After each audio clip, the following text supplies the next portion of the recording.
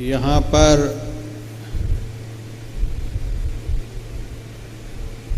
जितने भी सत्संगी भाई बहन उपस्थित हैं,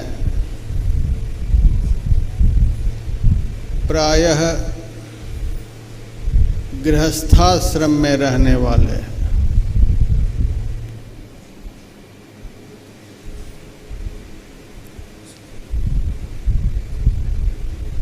और गृहस्थ जीवन में रहने वाले को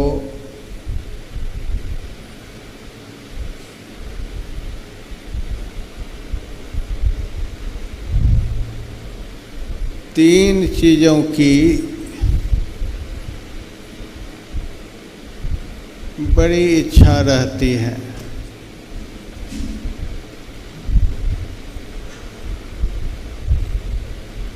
बहुत दिनों तक जीने की इच्छा,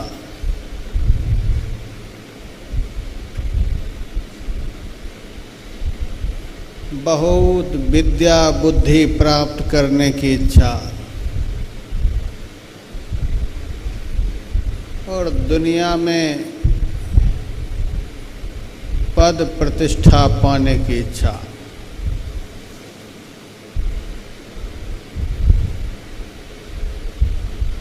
साधु संतों के अंदर, सच्चे सन्यासी के अंदर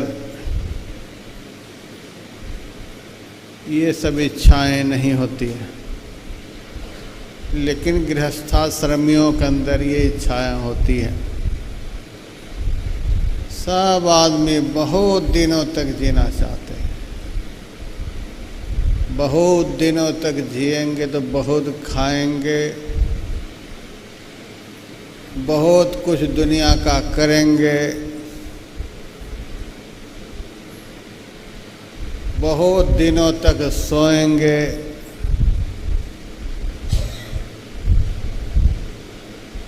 बहुत दिनों तक व्यापार करेंगे, बहुत दिनों तक दुनिया का बहुत कुछ अर्जन करेंगे।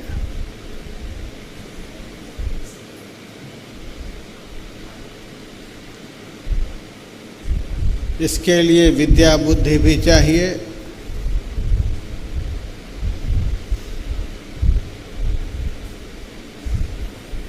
पागलपन में सांसारिक पदार्थों की वृद्धि नहीं हो सकती। दुनियावी चीज़ों की वृद्धि प्राप्त करने के लिए ज्ञान चाहिए, विद्या चाहिए, बुद्धि चाहिए। इसीलिए सब कोई ज्ञानवान होना चाहते हैं, विद्वान होना चाहते हैं।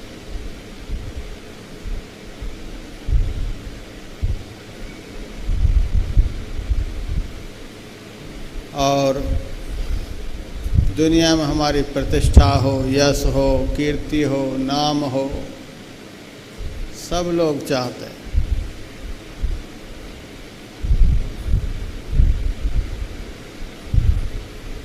आज का जो त्योहार है, आप सबके मनोरथों को सिद्ध कर देने वाला त्योहार है। हम लोग तो पीछे रह जाएंगे, लेकिन आज का त्योहार मनाकर आप लोग बहुत आगे निकल जाएंगे। आप लोगों के अंदर जो ये तीन इच्छाएं हैं, इन्हीं तीनों इच्छाओं को पूर्ण कर देने वाला यह त्योहार है। आज गुरु पूजा का त्योहार है। आज के दिन गुरु की पूजा होती है और गुरु की पूजा करने का फल क्या है? महाभारत में भगवान वेदव्यास जी ने लिखा, गुरुमभ्यर्च वर्धन्ते आयुषा यशसा श्रिया। गुरु की पूजा करने से, गुरु की आराधना करने से, गुरु की उपासना करने से, गुरु में श्रद्धा भक्ति विश्वास रखने से सबसे पहले आयु बढ़ती है।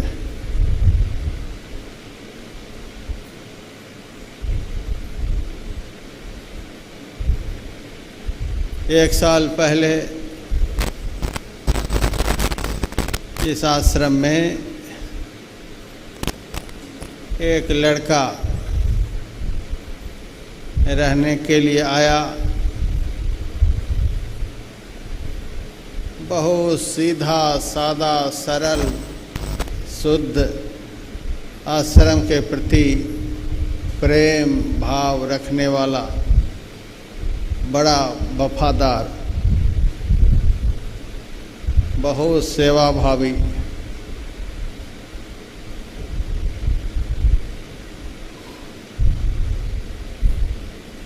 तीन महीने पहले उनको एक बड़ी खतरनाक बीमारी देह में हो गई।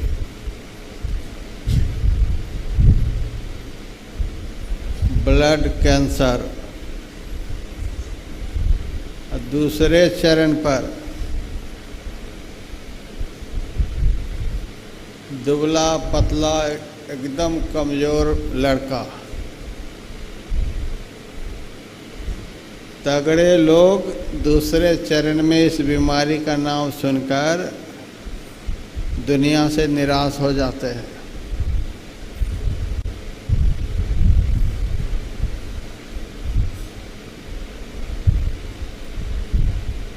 मैंने उनसे कहा, गुरु महाराज पर भरोसा रखना, ध्यान भजन सत्संग कभी नहीं छोड़ना। हमें गुरु महाराज पर भरोसा है, विश्वास है कि गुरु की पूजा करने से, गुरु की सेवा करने से, गुरु की आराधना उपासना करने से आयु, विद्या और यश की वृद्धि होती है।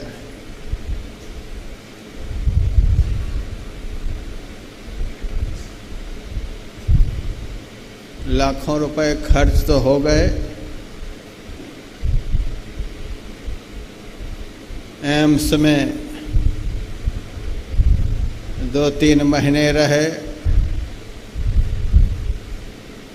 और वहाँ से सही सलामत साफ सुथरे रिपोर्ट लेकर के आज आश्रम की सेवा कर रहे हैं।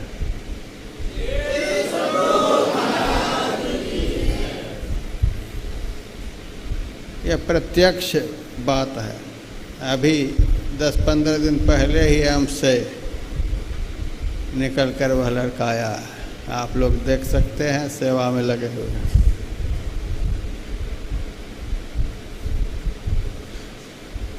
यह है गुरु सेवा का फल, गुरु की पूजा का फल।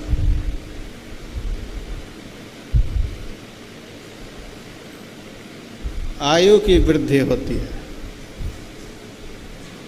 श्रीमदाद्य शंकराचार्य का अवतार इस धरती पर हुआ। उनकी उम्र थी मात्र 8 साल की। 8 साल में ही वे समाप्त हो जाते। इतना तीव्रतम वैराग्य उनके जीवन में। वे गुरु की खोज करते हुए गोविंद पाद के पास पहुँचे। उनकी सेवा की। गोविंद पाद ने देखा यह बालक बड़ा दिव्य संस्कारी है, लेकिन 8 साल में क्या करेगा। 8 साल तो इनका पूरा होने के लिए जा रहा।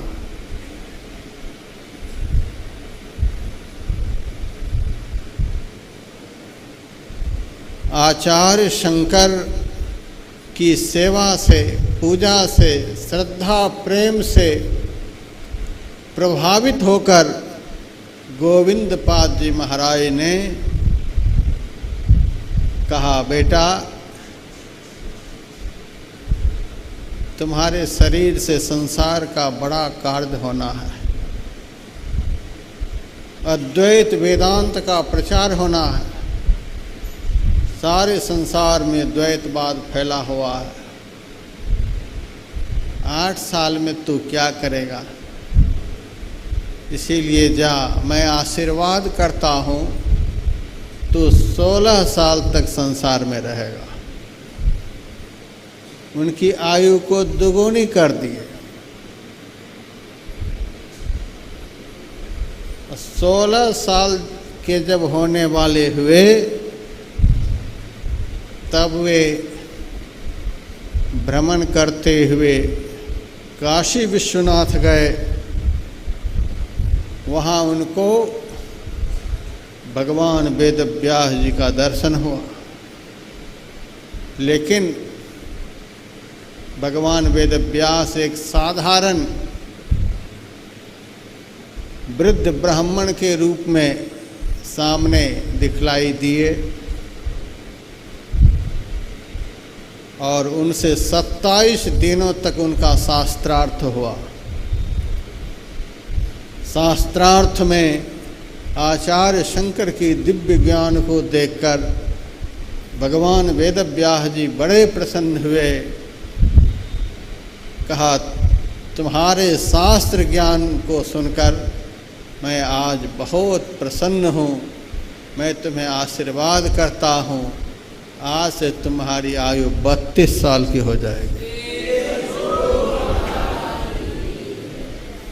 गुरु को प्रसन्न कर लेने पर, गुरु को खुश कर लेने पर आयु की वृद्धि होती। 8 से 16 हो गए, 16 से 32 हो गए, उनके जीवन चरित्र में लिखा हुआ है। गुरु मभ्यर्ज वर्धन्ते आयुषा यशसा श्रिया, आयु की वृद्धि होती है। पुराणों में मैंने बहुत बड़े ऋषि वामदेव जी महाराज का जीवन चरित्र पढ़ा। एक बहुत बड़े धनवान व्यक्ति उनके शिष्य थे, लेकिन उनके घर में बालक नहीं था।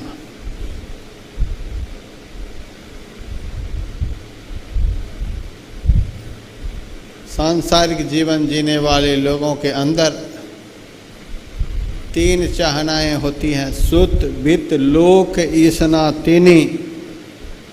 हमें पुत्र हो, हमें धन हो और हमें मरने पर स्वर्ग प्राप्त हो। सबसे पहले हमें पुत्र हो।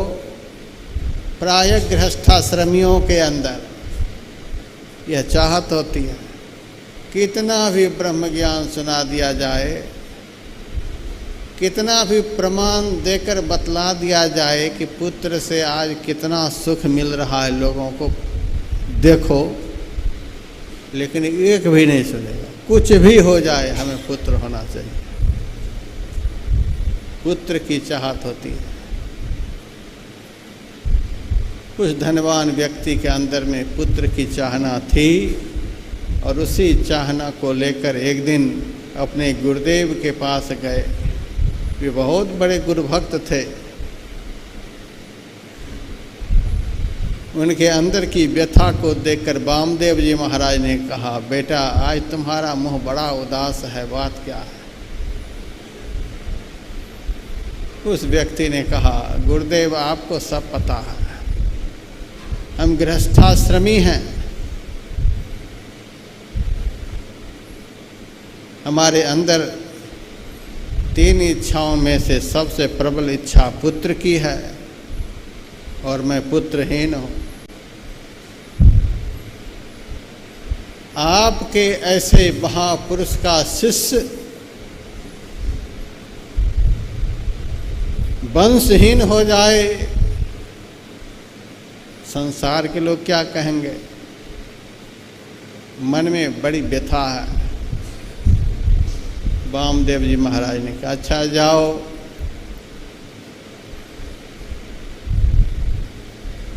पुत्र तो हो जाएगा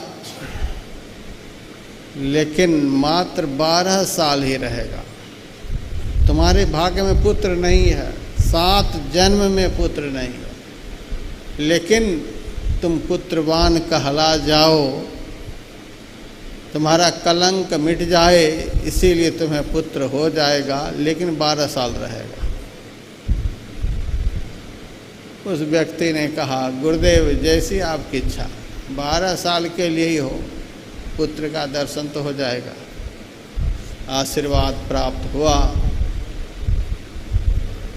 ब्रह्मा की लकीर बनाई हुई थी कि 7 जन्म में भी इसको पुत्र नहीं होगा,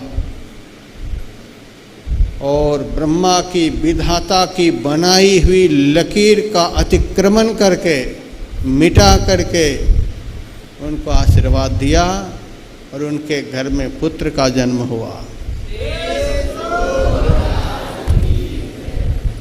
उस व्यक्ति के मन में हुआ, पुत्र तो हो गया लेकिन रहेगा 12 साल ही, मर जाएगा तो बड़ी चिंता होगी, बड़ा मोह होगा।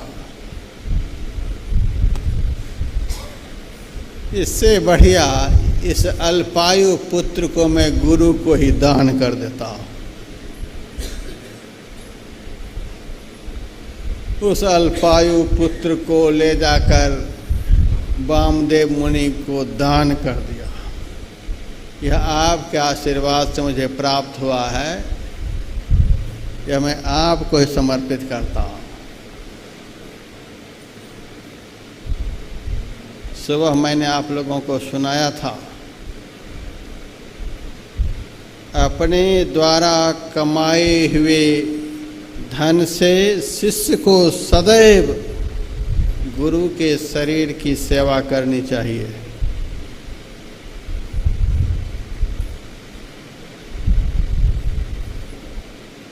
उनके घर में पुत्र हुआ और उन्होंने उस पुत्र को गुरु की सेवा में दान कर दिया।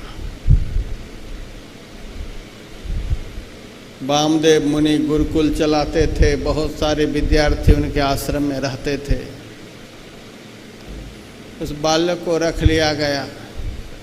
ये संत महापुरुष रख लिया आश्रम में, और वह व्यक्ति जिन्होंने दान किया बड़ा होशियार था, रजिस्टर में जन्म का दिन लिख लिया।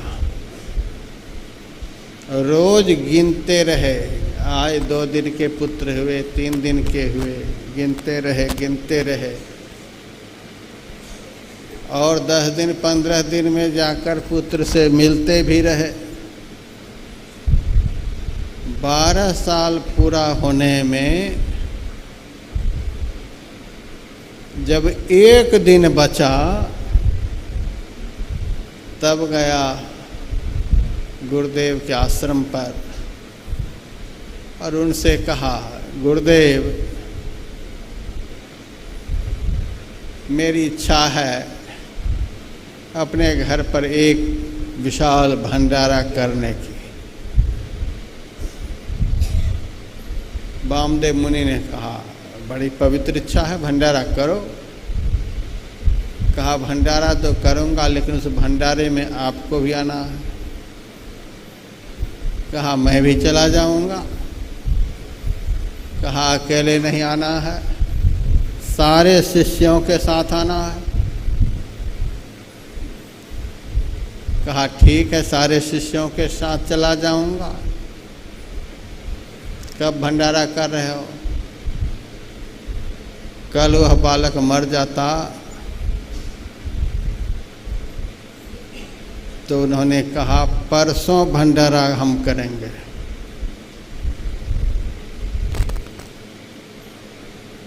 ऐसा दुनिया में आदमी की महात्मा को भी चक्कर में डाल देता है। ये घर तो डाइन भी छोड़ करके चलती है, महात्मा को भी छोड़ने के लिए तैयार।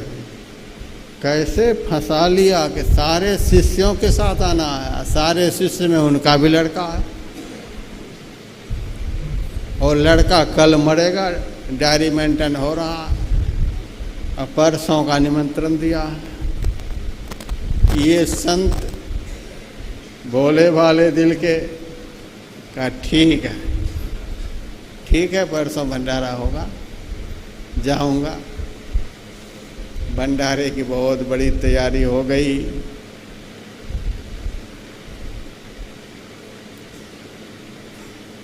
दूसरे ही दिन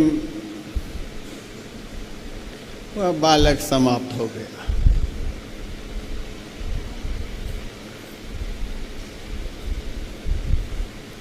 आश्रमस्थ जितने शिष्यगण थे उन्होंने जाकर वामदेव मुनि से कहा, गुरुदेव, जिसके घर पर आप कल भंडारे में जाएंगे उसी का लड़का आपके आश्रम में रह रहा है और वह लड़का आज समाप्त हो गया। कहा समाप्त हो गया? हाँ समाप्त हो। अच्छा, उनकी आयु तो मैंने पहले ही निर्धारित कर दी थी 12 साल की। अच्छा, 12 साल पूरा हो गया, उनका अंत्येष्टि संस्कार कर दो।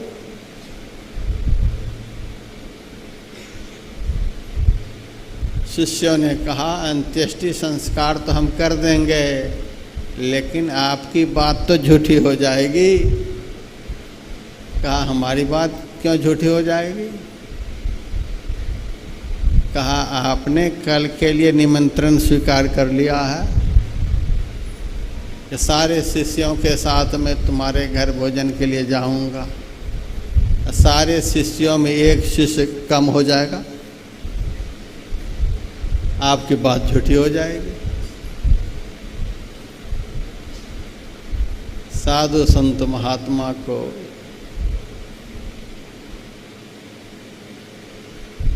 धर्म रक्षा की बड़ी चिंता होती है। धर्म रक्षति रक्षितः, जो धर्म की रक्षा करता है उसकी रक्षा धर्म करता है। धर्म रक्षा की बड़ी चिंता होती है और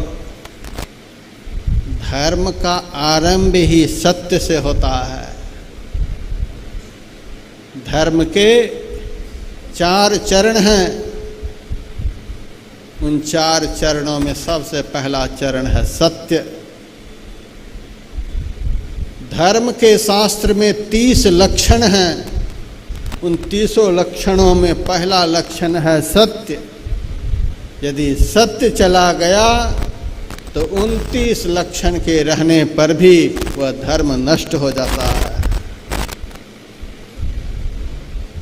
सत्य यदि नष्ट हो गया तो 3 चरण के रहने पर भी वह चरण चल नहीं सकता, वह कामयाब नहीं हो सकता।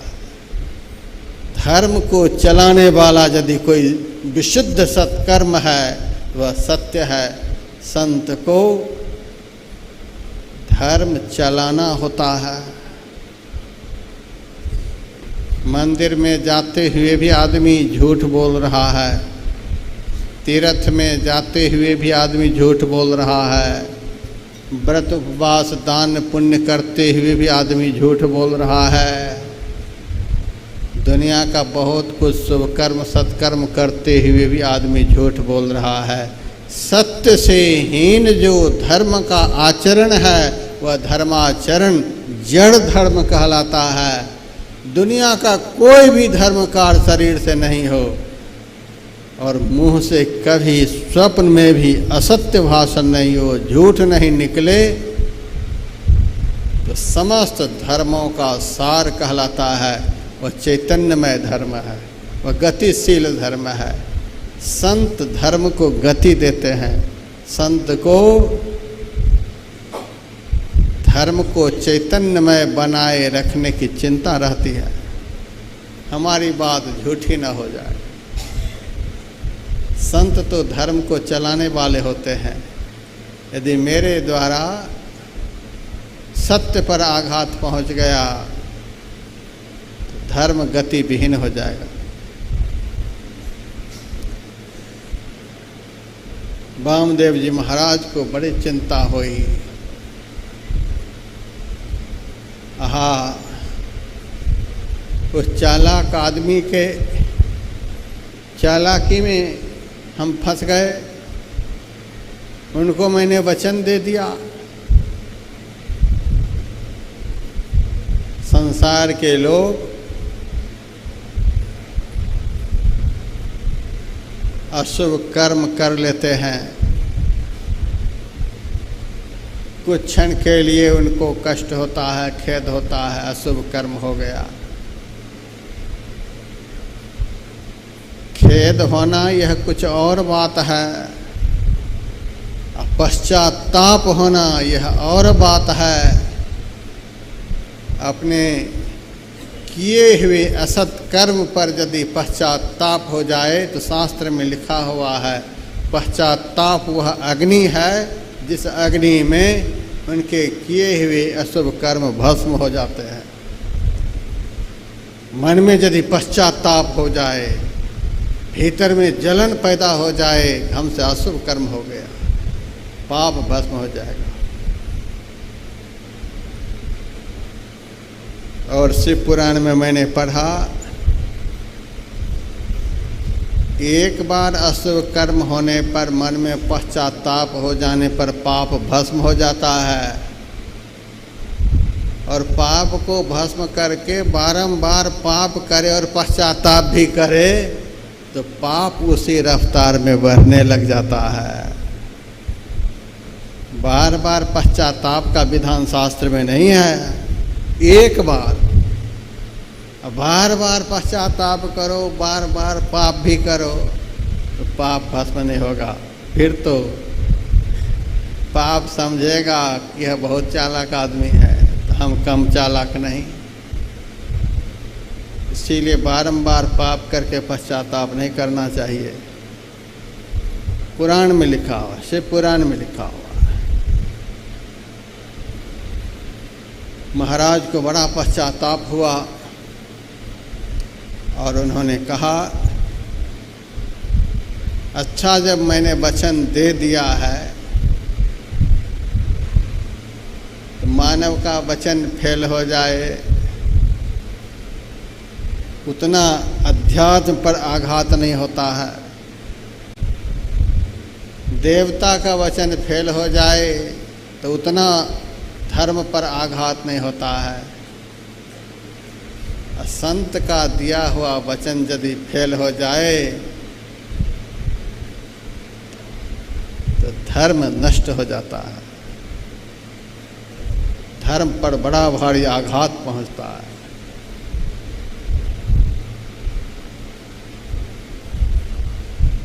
आज एक साधु को मैंने सत्संग के लिए एक दिन का वचन दिया, और आजकल तो चलता ही है, फेल पास होता ही रहता है। बड़ी मुर्गी मिल गई तो छोटी मुर्गी को छोड़ दिया जाता है, ऐसा बहुत होता है। तो उन्होंने मेरे से कहा, तो हम अब निश्चिंत रहें ना कि कार्यक्रम होगा। आज समाज को साधु पर भरोसा नहीं रह गया। इन्होंने जो कहा यह सत्य होगा, समाज को आज साधु पर भरोसा नहीं रह गया। शताब्दी ट्रेन से हम दिल्ली से हरिद्वार आ रहे थे, हमारी सीट के बगल में एक माँ बेटी की सीट पड़ गई।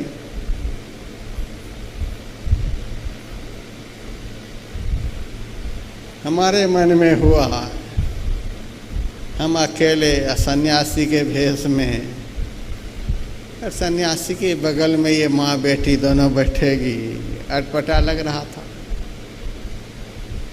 अब क्या कर सकते हैं, उनकी सीट है। और उस बेटी की माँ ने चुपचाप टीटी से बातचीत करके सीट बदल लिया। सीट बदल करके पीछे की सीट पर चली गई। हमको तो एक बार भीतर से बड़ी प्रसन्नता हुई कि गुरु महाराज ने हमारी प्रार्थना को सुन ली। जयकार बोलने की बात नहीं है, बहुत खतरनाक प्रसंग है।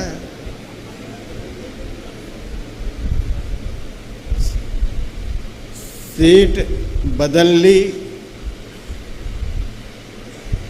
सन्यासी के बगल से दोनों चली गई, सन्यास धर्म की रक्षा हुई। सन्यासी को परस्त्री की देह की गंध भी लग जाए तो सन्यास धर्म नष्ट हो जाता है। आज आदमी कुछ नहीं समझ रहा, इसलिए मैंने निश्चय किया कि अब संकल्पित साधु को ही मैं आश्रम में रखूंगा। साधु जेल जा रहे हैं, यह हालत है। साधु के शिष्य भी कम नहीं, जेल की दीवार पर जाकर के गुरु पूर्णिमा का त्यौहार मनाते हैं। इस जेल के अंदर हमारे गुरु जी हैं, गुरु भक्त भी कम नहीं है धरती पर। आज एक बात से तो खुशी हुई कि सीट बदल गई, हम स्वतंत्र होकर के अब बैठेंगे। सन्यास धर्म की रक्षा हुई, गुरु महाराज की बड़ी कृपा हुई। फिर लगे हाथ, मन में आत्मग्लानि हुई। जिस संत संग की महिमा धर्म शास्त्र में लिखी हुई है, महाजनस्य संसर्गा कस्य नोन्नति कारका। महान पुरुषों की संगति से आज तक किसकी उन्नति नहीं हुई है, किसकी उन्नति नहीं हुई है। दासी के नारद, हिरणी के श्रृंगी ऋषि, अंडा से वृंदा सुखदेव जी कहात हैं। गागरी से कुंभज, रेणुका से परशुराम, कुलहंडू से वाल्मीकि महिमा लखात है। मत्स्यगंधा से व्यास, गणिका से वशिष्ठ मुनि, शुद्रणी से भरद्वाज ब्राह्मण पद पात हैं। कहे कवि केशवदास कहालों करो विचार, सत्संग के प्रभाव से शिरोमणि कहात हैं। जिस संत संग की, साधु संग की शास्त्र में भूरी भूरी महिमा लिखी गई है, आज के लोग साधु के कैरेक्टर से इतने भ्रमित हैं कि सीट बदल लेते हैं। क्या पता कोई जादू मंत्र करके हमारी बेटी को लेकर चल ना दे, सीट बदल ली।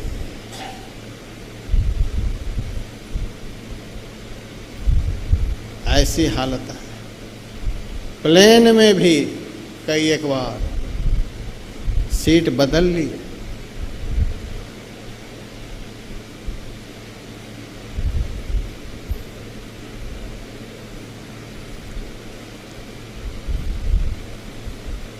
साधु के ऊपर आज समाज का भरोसा नहीं रह गया।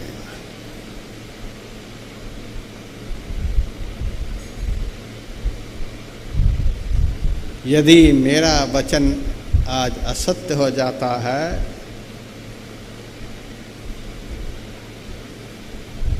तो समाज किस पर भरोसा करेगा। साधु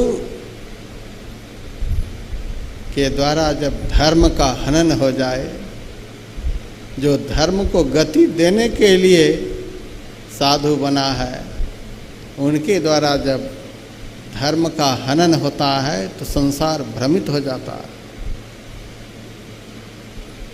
वामदेव जी महाराज को बड़ी व्यथा हुई और कहा, मैंने वचन दिया है तो मैं अपने वचन को सत्य करके दिखाऊंगा। और शिष्यों से कहा, उस बालक के पास मुझे ले चलो। बालक के पास ले गए। चादर से उस बालक का मुंह ढक रखा था। कहा, मुंह पर से चादर को हटाओ। चादर को हटा लिया गया।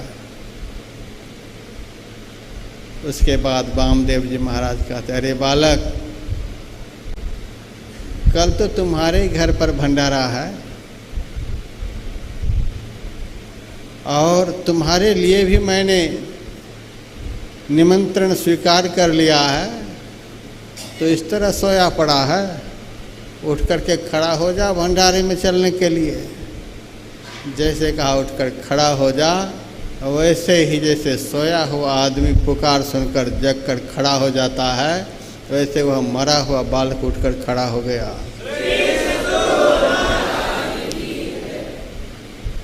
नहा धो करके दूसरे दिन भंडारे में भाग लिए। वह बालक भी भोजन कराया गया। भोजनोपरांत गुरुदेव के चरणों पर मस्तक रखकर उस व्यक्ति ने कहा, गुरुदेव, मेरे बालक की आयु तो पूरी हो गई थी, कल ही आयु पूरी हो गई थी, आज यह बालक यहाँ कैसे आया? वामदेव जी महाराज ने कहा, बेटा, तुम्हारी गुरु भक्ति, तुम्हारा प्रेम को देख करके मैंने इस बालक को पुनर्जीवित कर दिया। जा, इस बालक को मैं आशीर्वाद करता हूँ कि यह बालक अब 100 साल तक संसार में रहेगा।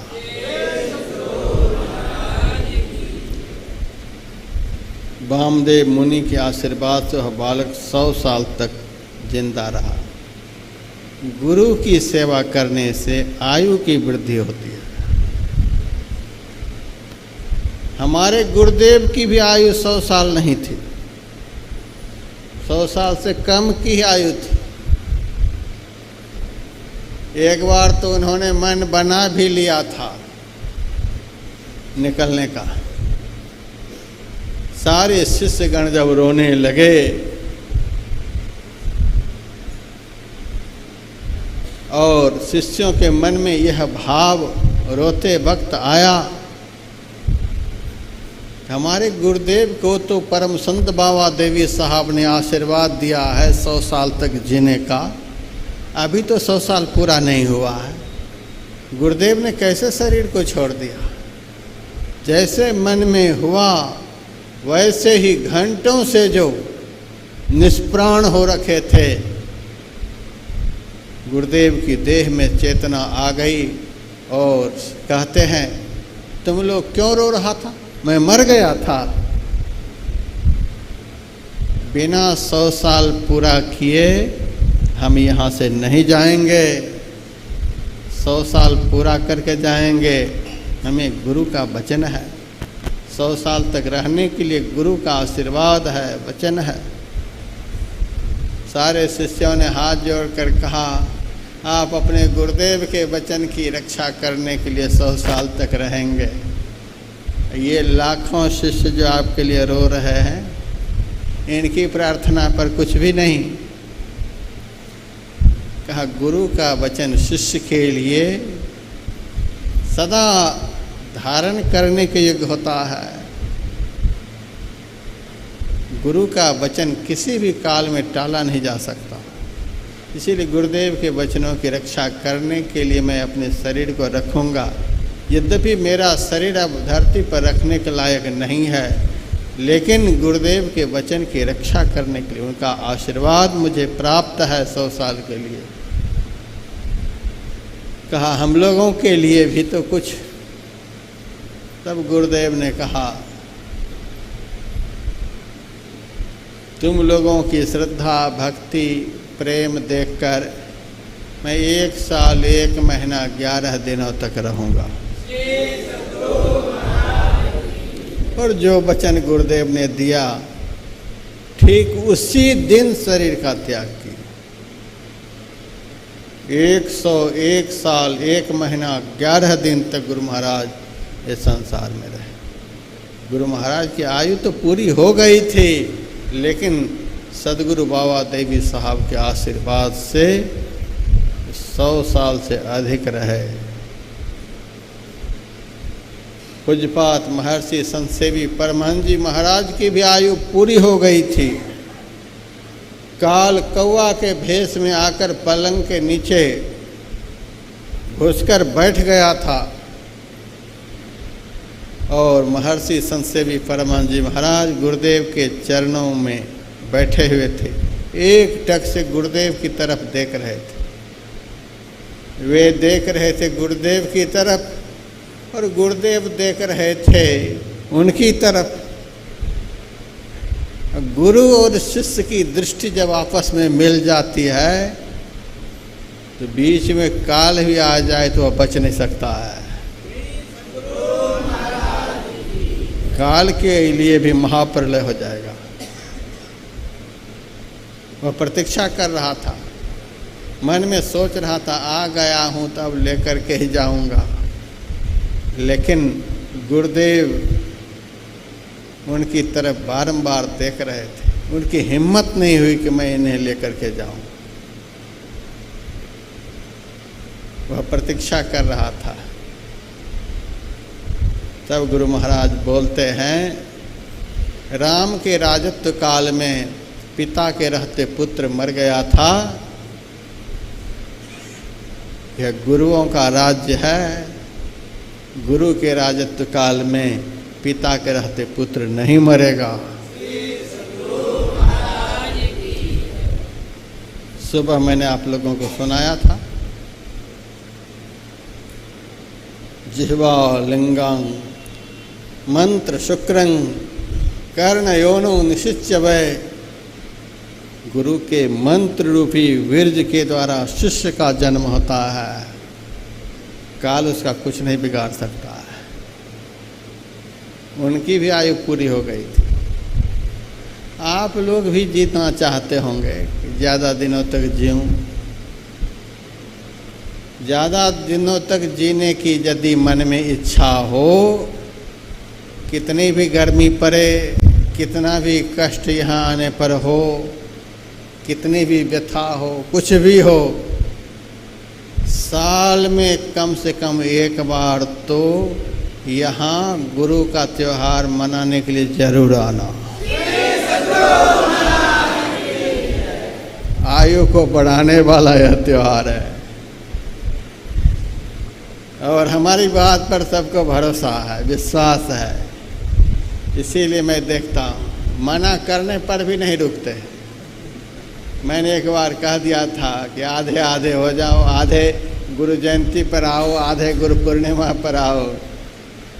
कहा महाराज आप ही तो कहते हैं इस त्योहार को मनाने से आयु की वृद्धि होती है, कहीं आधे अधूरे में न चला जाऊं।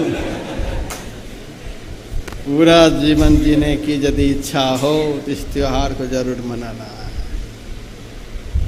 आयु की वृद्धि होती है।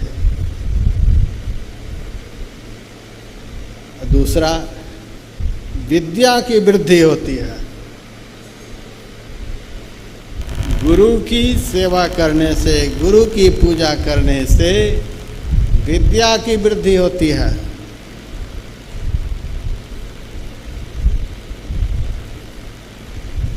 वेद रूप गुरु हो ही की कथा सुना वहीं, पंडित को धरि रूप की अर्थ बता वहीं।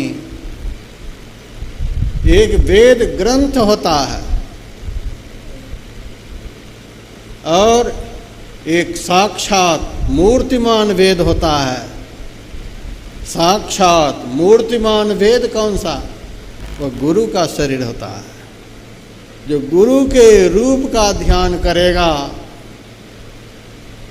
जीवन में कागज कलम का स्पर्श नहीं होने पर भी वह संसार का महाविद्वान बन जाएगा। एकलव्य की कथा महाभारत में है। गुरु द्रोणाचार्य के रूप को मिट्टी से बनाकर उनका ध्यान करते हुए अर्जुन से भी शस्त्र कला में वे बढ़ गए थे। गुरु की मूर्ति मन में ध्यान, गुरु के शब्द मंत्र मन मान, गुरु के चरण हृदय लय धारऊ, गुरु पार ब्रह्म सदा नमस्कारऊ। गुरु की मूर्ति का ध्यान करने से विद्या की वृद्धि होती है। बिना पढ़े विद्वान हो जाएंगे। हम तो पढ़ते पढ़ते मूर्ख बनते हुए बहुतों को देखे हैं। पढ़ा लिखा मूर्ख आज दुनिया में बहुत दिखलाई देंगे। डिग्रियों की कोई कमी नहीं है, कहाँ कहाँ से पढ़कर आए हैं और उनके शरीर से ऐसे ऐसे कर्म हो रहे हैं जो संत मत के अनपढ़ सत्संगी से कभी जीवन में नहीं होते हैं। जहाँ अभी मैं रह रहा हूँ, जंगल में कुटिया है, संयोग से 2 माई आई मेरे पास घास काटने वाली। महाराज पानी पिलाओगे? मैं अपने लिए सत्तू घोल रखा था। मैंने कहा पानी बाद में पी लेना, मैं सत्तू पीने के लिए घोल रखा हूँ, एक एक गिलास पी लो। माई कहती है इसमें भांग तो नहीं है? ये सत्तू में भांग? आजकल के साधु महात्मा शिवरात्रि पर, कृष्णाष्टमी पर ये भांग घोल करके दूध में भक्तों को पिलाते हैं, अपने भी झूमते हैं, भक्तों को भी झुमाते हैं। कहीं वह तो नहीं है? देखिए साधु के ऊपर कितना संदेह हो रहा है। भांग तो नहीं है इसमें। मैंने कहा हमारे गुरु महाराज के आश्रम में भांग के नशा को कौन कहे, चाय भी त्याज्य है। गुरु महाराज के आश्रम में चाय भी नहीं बनती है।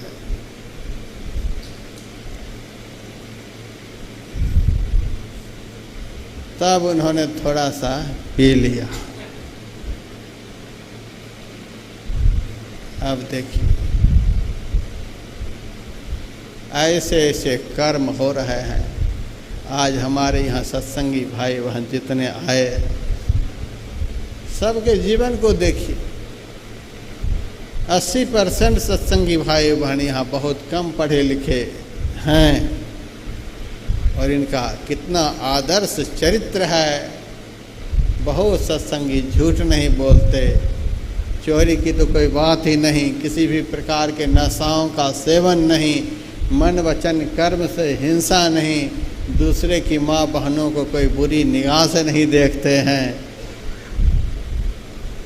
पढ़े लिखे कुछ भी नहीं और आचरण इतना परिशुद्ध है। कारण क्या है? यहाँ पर गुरु की पूजा होती है, गुरु की उपासना होती है। गुरु ज्ञान सूर्य रूप, इनकी ज्योति अनूप उर के नासे तम को वह जो साध गुरु है। गुरु ज्ञान के स्वरूप होते हैं। मूर्तिमान विद्या का विग्रह गुरु होते हैं। रामो विग्रहवान धर्मः, वाल्मीकि रामायण में लिखा हुआ है। राम जो है धर्म के साक्षात मूर्ति हैं और सद्गुरु जो हैं विद्या के प्रत्यक्ष मूर्ति हैं।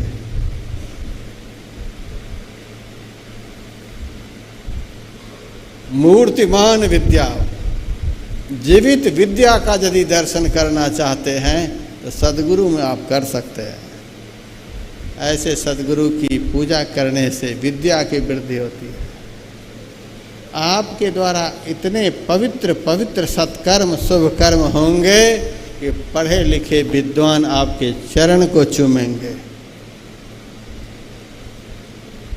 गुरु की पूजा करने से विद्या की वृद्धि होती है और गुरु की पूजा करने से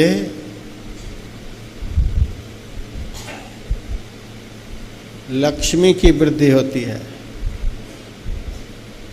गुरु मभ्यर्थ वर्धन्ते आयुषा यशसा श्रिया,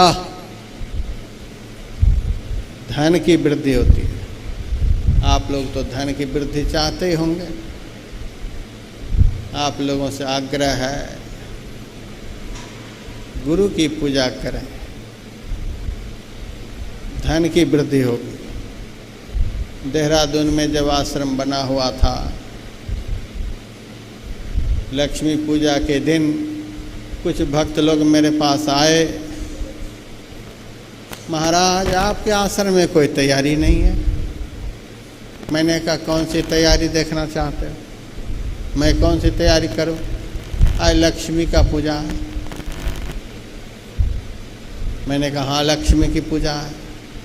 यहाँ तो लक्ष्मी पूजन की कोई तैयारी नहीं है। मैंने कहा लक्ष्मी पूजन की तैयारी वे करते हैं जिनके घर में दरिद्रा बैठी हुई होती है। हमारे आश्रम में कहीं घूम कर देख लो, यदि दरिद्रा का दर्शन हो जाए तो हम लक्ष्मी पूजन शुरू कर देंगे, तैयारी करेंगे, देख करके आओ। एक फकीर के भेष में हम यहाँ बैठे हुए हैं। आमदनी का इस आश्रम में कोई सोर्स नहीं,